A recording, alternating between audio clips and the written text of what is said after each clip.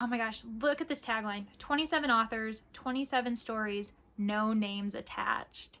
A bold collection of stories about stuff that leaves readers guessing who wrote what. What in the world?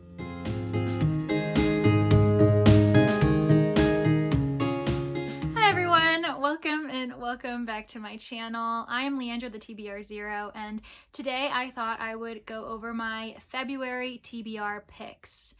Now, to recap what happened, what I did in January, I ended up choosing 10 titles for that month, and that was pretty intimidating for me because I am just not someone who tends to read that many books in a month. I usually read about half of that, and while it was challenging and a bit scary to consider whether I would finish these books or not, I thought it was a really good test and a great way to start off this year of being dedicated to the books behind me, my physical TBR that I just have been neglecting for however many years.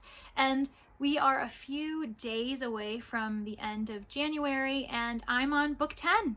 I am so close to basically successfully finishing the 10 books that I was hoping to read, and I'm really enjoying the last book. It's Appleseed by Matt Bell, and I think that it was a great decision on my part to end the month on that book. It was one of those choices where the hype for me was so high, I was so excited about it, that I was like, oh, I'm gonna save it, it's gonna be great. But then as I got closer, I kept thinking, oh gosh, what if it's not as good as I think, or it's just not a book for me?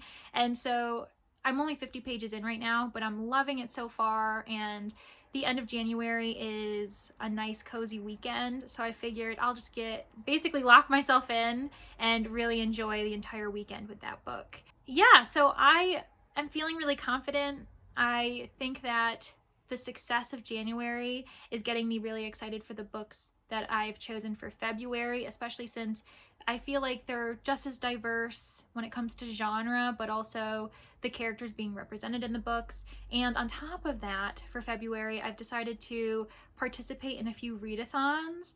Now, I guess I would call myself a booktube newbie when it comes to those types of challenges and events because I've never participated in a readathon before. Actually, just this week, I participated in like a reading sprints video. I mean, I didn't host it. I just watched it and participated, but I was like, there's so much to learn about this community, and there's so many opportunities to, join in the fun with other people. And buddy reading, book clubs, they're like my favorite thing in the world. So I thought that the readathons were a great adjacent way to partake in that type of reading experience. So the two readathons that I'm participating in for February are Polarthon and Blackathon. Now, Polarthon is a week-long challenge during the first full week of February. So this year it's the 7th to the 13th, and it's hosted by Jade from JD Ray Reads. I'll put a link in the description for her video about it, as well as the link for Blackathon as well. But when it comes to Polarthon, there's a bunch of prompts that you've got to participate in, and I thought that it was a really fascinating, challenging way to figure out what books I already owned that could potentially fit these prompts, but we'll get into it in a bit. The second readathon, as I mentioned, is Blackathon, and it's hosted by Jessie from Bowties and Books. Oh my gosh, I love her. I love her content and her honesty when it comes to reviewing books and talking about them, so highly recommend you check her out, as well as Jade, of course. And yeah, of course, Blackathon is happening in February during Black History Month, and I do want to say this, I think it should be obvious, but just because these events are happening in February, that doesn't mean that it's an excuse for you to not read BIPOC authors throughout the other 11 months of the year. There are so many books by Black voices that are brilliant and amazing. And so while this is a month to encourage you to immerse yourself in that type of reading experience and culture and history, that doesn't mean that, from the 1st to the 28th, that's the only window that you should be doing that. I think it's just a nice month of reminder, and making sure that, you pause and check yourself and see what you have been reading thus far, and if there should be a change, not just for the month of February, but for the rest of the year when it comes to the diversity of your books. And that's a month-long challenge, but Jessie has the reason why I'm laughing is because I'm just so impressed with how complex it is, but in a good way. So there's the month-long challenge, but she's also allowed for a week-long challenge, as well as challenges that you can participate through social media. For me, I'm probably only going to participate in the month-long challenge just because with time constraints and my graduate school starting up, I just figured that I want to participate, but I also have to just be realistic about how much time I can dedicate to it. So I'm definitely doing that. What's interesting is these 2 readathons 100% influenced the books that I ended up choosing for the month. And you'll see that in a second. But without further ado, let's get into it. My first book for February is going to be Agatha Christie's Death on the Nile. And I'm really excited because I'm an avid reader of Agatha Christie. I've read most of her well-known titles, and yet for some reason Death on the Nile has always eluded me. This book in particular was gifted to me by my friend Phoebe. She sent it to me with a few other Agatha Christie titles actually, because she knows how much I love reading Christie in particular when it comes to Golden Age detective fiction. And so I think this one's been on my shelf since the summer. It's not necessarily super old on my shelf, even though it's quite an old title, but I think it's time for me to finally read it. And there's a few reasons for why it's the perfect time for me, and maybe a few others. If you're watching this and you're inspired to pick this book up as well, this is probably the perfect month to do it because so much is happening surrounding this title. For one, ReadChristie2022, the monthly challenge, has chosen Death on the Nile as their month pick. So if you're not familiar with ReadChristie2022, basically every month they choose some type of theme that is, you know, Christie related, and then they choose like an official book that you can participate and read along with a bunch of other people, and they do a like an online streaming book club event at the end of every month.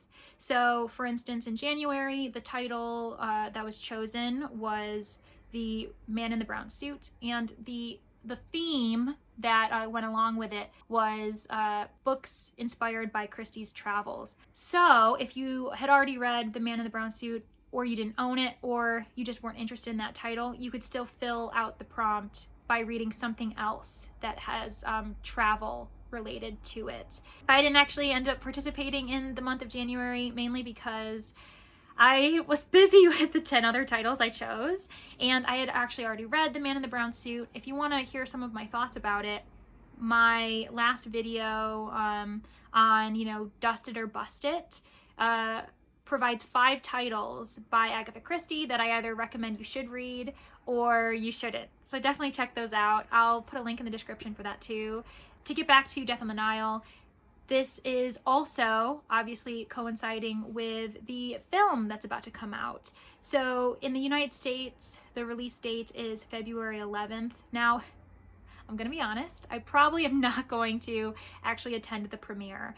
In my area, unfortunately, COVID is running amok, and I just don't think that it would be good for my health nor for my stress levels to sit in an enclosed space with a few strangers for 2 hours. It just doesn't really make sense to me. So instead, as a compromise, I figured I will still read the book along with everyone else, but then instead I will watch one of the older adaptations that exists. I'm probably going to end up watching the David Suchet version just because I love him as Poirot, and yeah, I think that sounds perfect to me, and I do think that that's good enough. I don't know. Once the newest film version comes out on streaming or some other subscription service that I'm already a part of, I will 100% watch it, but I just don't think that I personally can go to the movie theater at this moment. Yeah, so I'm really excited about Death on the Nile. To give a bit more information about the narrative and the mystery, Poirot is on this cruise ship, you know, on the Nile, and of course, Because even on vacation, he can't have a break. A murder occurs. Lynette Ridgway, this affluent, beautiful young woman who basically gets everything she wants, whether it's hers for the taking or not, she's found in a cabin with a gunshot to her head. And naturally, when it comes to these transit mysteries, we are in an enclosed space. The suspects are all on the boat. It's pretty easy to observe them and interview them and see what their connection was to the deceased. And of course, they all have motives. So it's just a really fun time. And I'm really excited to find out what twists and turns Christie came up with for this one, because she always does do that. So yeah, Agatha Christie's Death on the Nile, my first read of February to come. Hey guys, this is Editing Leandra. I wanted to add one more book to my TBR, and I'm probably going to add this somewhere in the beginning because I don't want it to feel as if this book is not as important as any other ones I mentioned.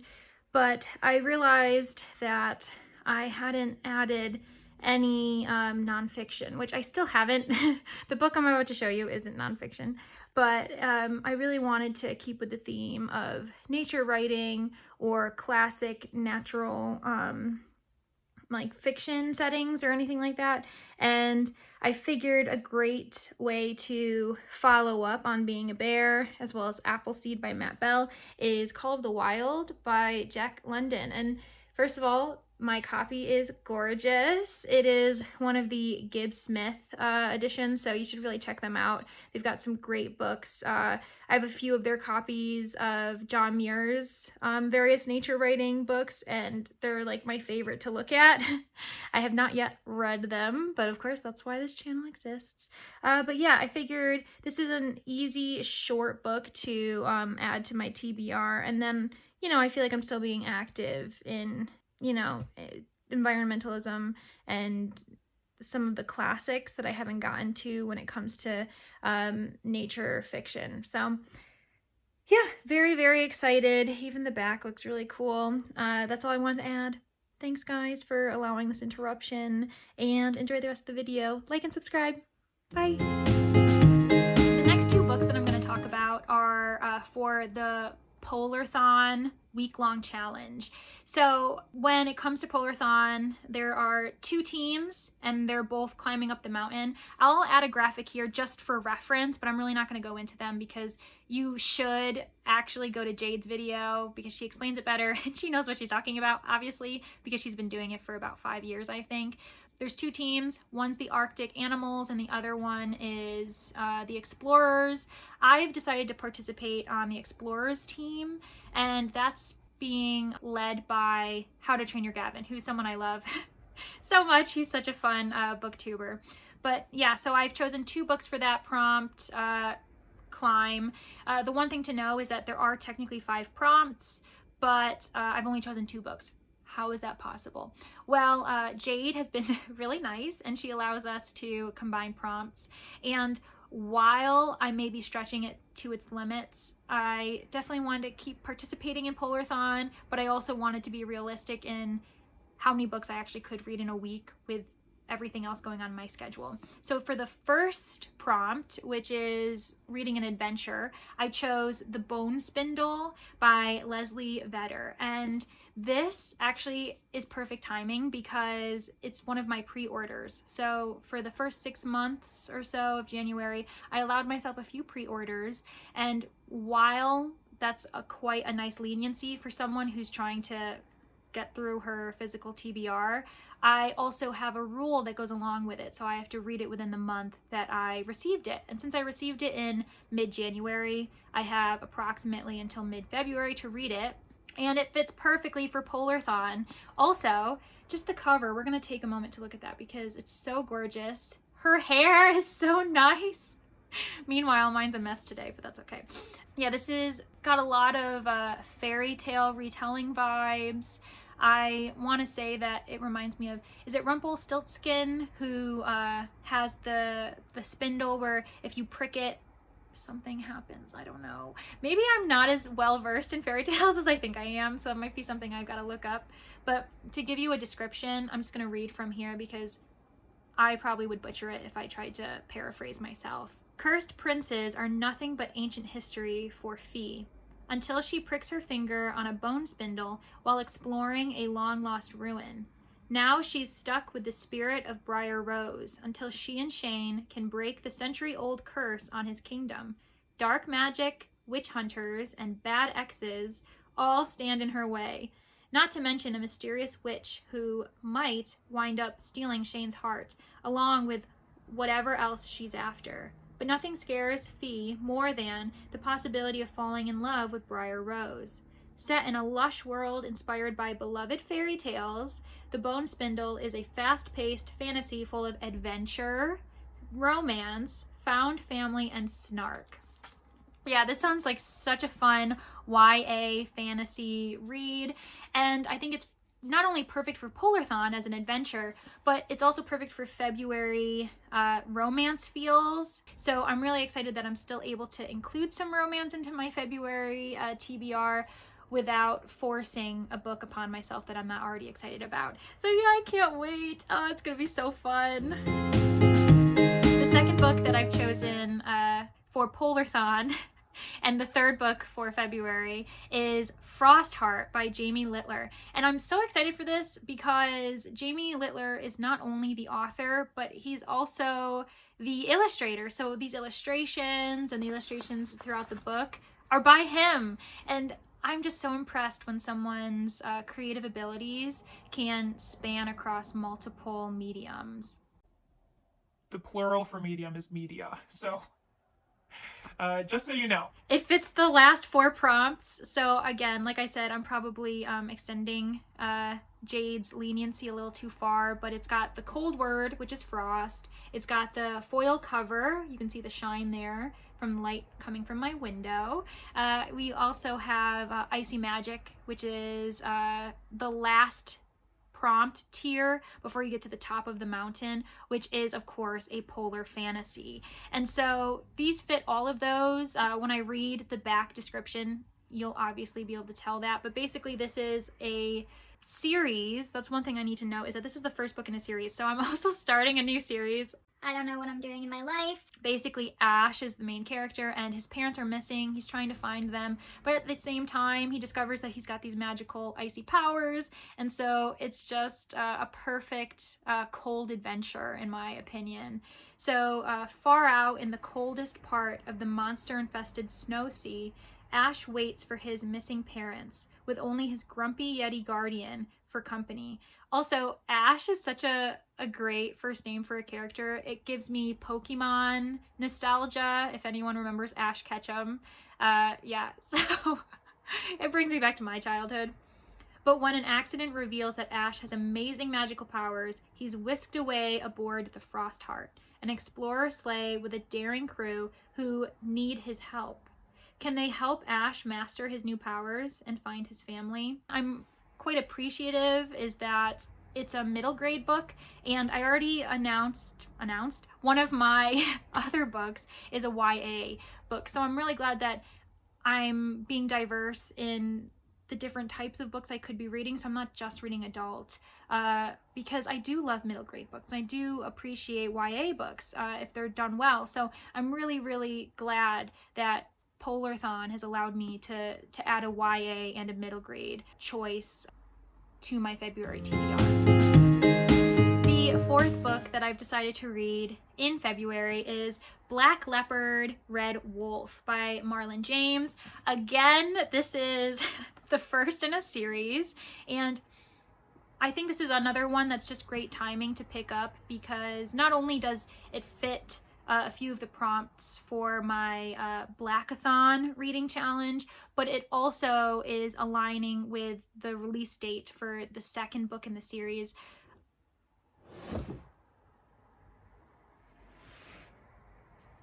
Hold on. Leandra, you're so stupid. Oh my god. Hey guys, it's Leandra again. If you've gotten to the point of the video where my shelf almost collapsed, then I want to congratulate you, but also remind you that you should like and subscribe this. To me, to this video, like my life, subscribe to my reading adventures. I would really appreciate it. Okay, enjoy the rest of the video. Bye. Oh my god.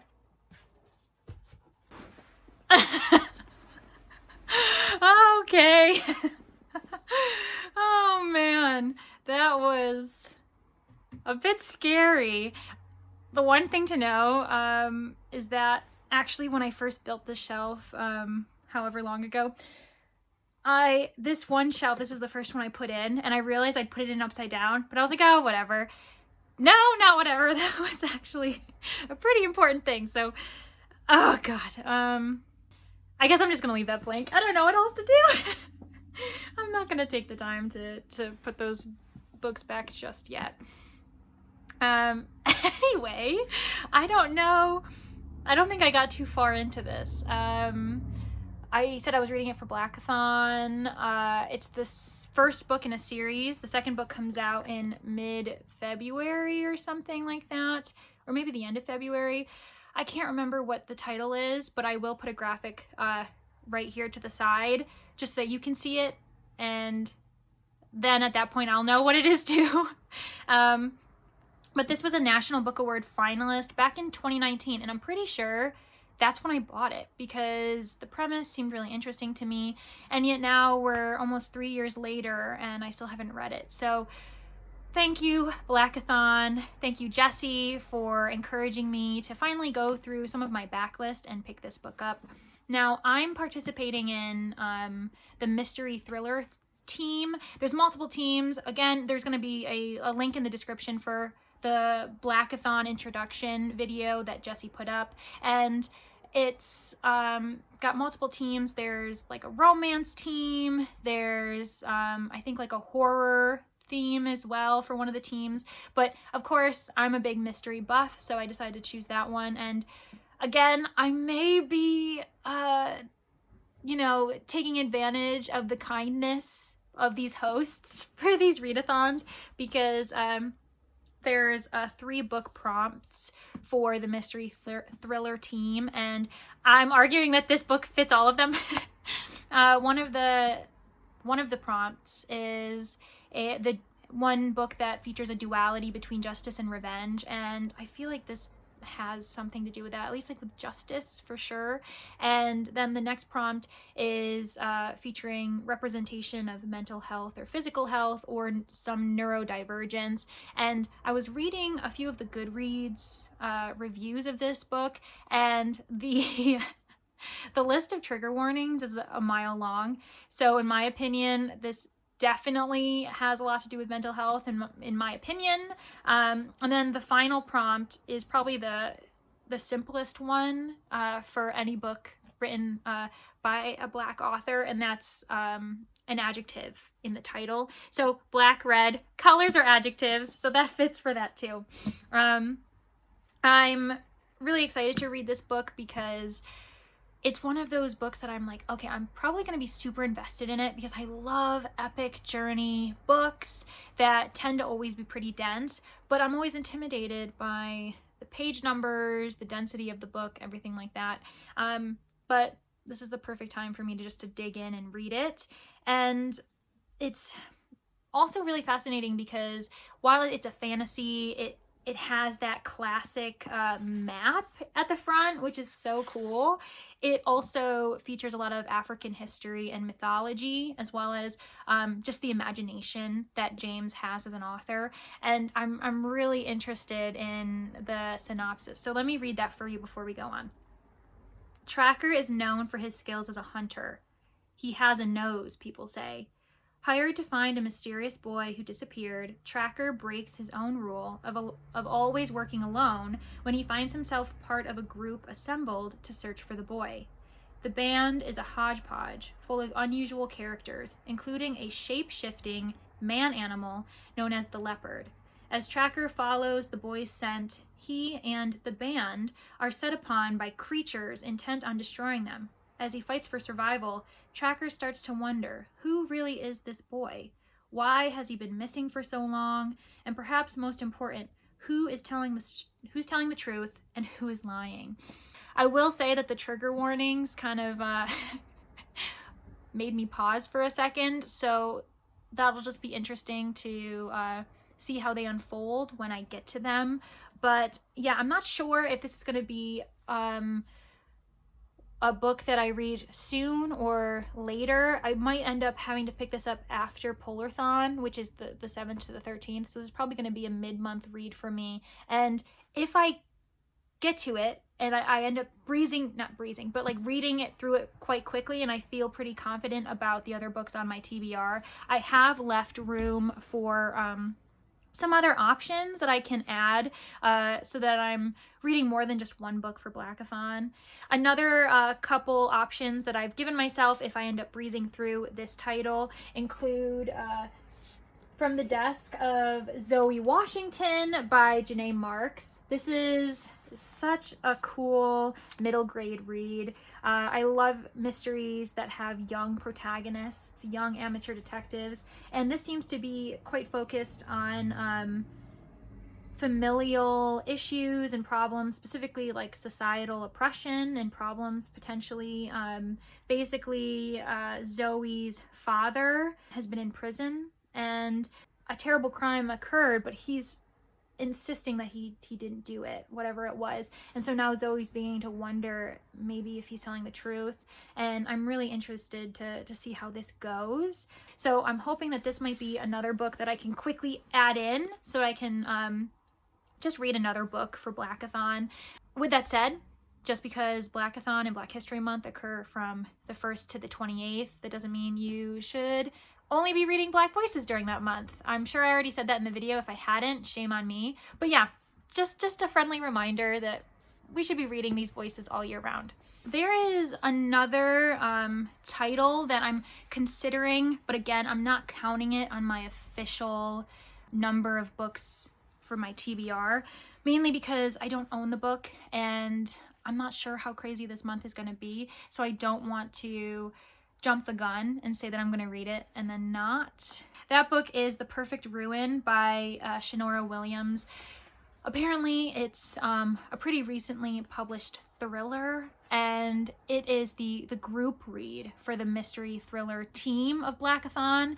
And while I really want to participate fully on and do all of the things that I can, unfortunately I just don't own the book, and I don't know if I'll have time to find it, since I think the closest the closest big name store near me, if one of my local bookshops doesn't have it, is probably like 45 minutes away. Yes, I live almost in the middle of nowhere, even though I'm in like a pretty large town. Whatever. But yeah, so that is the group team read for the Blackathon team that I'm joining. But I wanted to name it and you know, shout out for people if they're interested or if they already own it, that they can easily participate. But since I don't own it, I'm not sure if I'm actually going to have the time to go seek it out and then read it afterwards. But yeah, highly recommend you join if you've been trying to find inspiration for your own February TBR. Blackathon as well as Polarthon are perfect communities to join for this month. I'm trying to remember which books I've already discussed. When it comes to my official TBR, my 5th book is Murder on B Deck by Vincent Starrett, and it's actually quite funny because this is another Golden Age detective fiction novel, and it's actually by an American author. So I've got one on the British side of things and then one on the American side, and yet they both are transit mysteries and they both occur on cruises. So I don't know if this is a sign that I should go on a cruise, or it's more likely a sign that I shouldn't because they both have murder occurring on them. So maybe I shouldn't. But yeah, this is just another one that seems so fun. I love transit mysteries, and I've never read anything by this author before. I feel like I've probably seen his name, but I really couldn't tell you which books he's written. I can't tell you which books he's written, but it says originally published in 1929 and out of print for nearly a century, which is just insane to think about. Murder on B Deck is a puzzling yet humorous whodunit set in the golden age of transatlantic travel. And I'm really interested to know just how, you know, puzzling and humorous it is, because this book happens to be yet another like pre-order in a sense. I am part of a subscription service from the Mysterious Bookshop, and basically every month I get a new anticipated read from their American mystery classics. Last month I received John Dixon Carr's The Eight of Swords, and it was so absurd and chaotic, exactly how I like my detective fiction. And so the way that this is described, I feel like it's going to be in the same vein, which I'm very excited about. And again, these covers are so nice. Oh my gosh, I love them. But an interesting fact about the author, Vincent Starrett, it says that he was a Chicago journalist who became one of the world's foremost experts on Sherlock Holmes. Isn't that so cool? So not only is he like an expert on Sherlock Holmes, but obviously he's a novelist himself in the genre. So I'm really interested to like just get into it and like introduce myself to another mystery author. So I know I have a lot of pre-orders, but I'm figuring that as long as I read equal to or more books from my TBR shelf than what I'm pre-ordering, then honestly it's a win. You know, I'm still trying to reel in my book spending, so I'm trying to stick to the silver lining of things, but one of the pre-orders that I'm super excited about is Anonymous Sex. And I just, oh my gosh, this is totally out of my comfort zone. It's an anthology, which I usually don't tend to read. If I read collections, they tend to be a fiction collection by a single author, whereas this one has 27 authors. And it's, oh my gosh, look at this tagline: 27 authors, 27 stories, no names attached. A bold collection of stories about sex that leaves readers guessing who wrote what. What in the world? Not only is this perfect for February, another kind of other side of the spectrum when it comes to romance, because yeah, it's an anthology of erotica, something that I definitely don't have much experience in, because again, I just don't tend to read romance, let alone erotica. There are stories of sexual obsession and sexual love, of domination and submission. There is revenge sex, unrequited sex, funny sex, tortured sex, fairy tale sex, and even sex in the afterlife. While the authors are listed in alphabetical order at the beginning of the book, none of the stories is attributed, providing readers with a glimpse into an uninhibited landscape of sexuality as explored by 27 of today's finest writers. It is so interesting, and I love the idea of the authors being like uninhibited, so they're just like, you know what, nobody's gonna know if it was me or not, and so I can really explore my own writing craft and interests and things like that. A few of the well-known authors that I'm really excited to try to figure out whose story is whose is Louise Erdrich. She wrote Love Medicine, for instance, and a few others. She just came out with another book. Was it called The Last Sentence? I don't remember, but I want to read more by her anyway. And she's known for having some sexual content in her books. Another one is Taya Obret, and oh my gosh, I loved her title, The Tiger's Wife. It's probably one of my favorite books of all time at this point. So I'm really interested to know that she's in this collection. And Helen Oyeyemi is also in this as well. So just so many authors. Maybe I can I do this? You guys can read them and see if there's any authors that you're super interested in. This is going to be a very interesting February choice for me. And look at that cheeky cover. So fun. We've got the French flaps. This is clearly just going to be a very interesting ride. So you now know which books I'm going to read in February. 6 titles that I'm super excited about. And if you haven't already, but you have gotten to the end of this video, I hope that you give it a like. Consider subscribing as well so that you can follow me on this journey. I think that I also may do a traditional reading vlog for this month. So when I finish a book, you'll get my immediate reactions. So I'm kind of excited about dabbling in that.